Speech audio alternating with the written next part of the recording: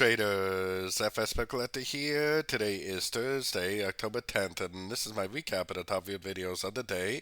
And the pound US dollar came in number 3 today, so we're going to do a quick recap on the 1 hour time frame.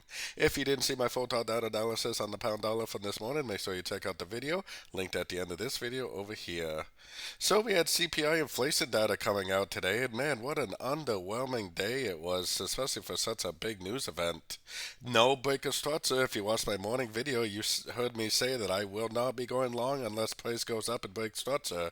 The same thing definitely applies. If it goes up and breaks structure, then makes a pullback, that would be my next long opportunity for the continuation up, which would likely be either a wave B or a wave 2.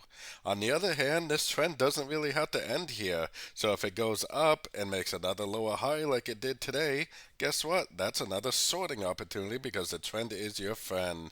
I never ever trade the first impulsive move up. If it does go up, if it does break structure, I wouldn't even be trading that first move up because that move up is not safe. If you tried to go long today thinking that that was going to be the end of a trend, then you definitely would have had a losing trade.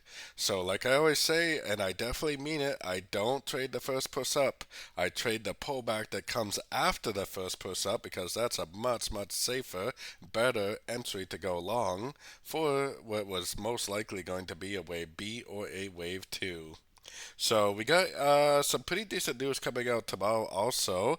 The next thing to look out for is the pound GDP news. We also have some Canadian unemployment change, unemployment rates tomorrow. And we got PPI news, which definitely has a lot to do with inflation also. So I think tomorrow will be a pretty volatile day. That PPI news is usually a pretty good news event. So we got that to look forward to. But also, don't forget to check out my free Discord group, which is linked over here in the corner. And as always, thank you and happy trading.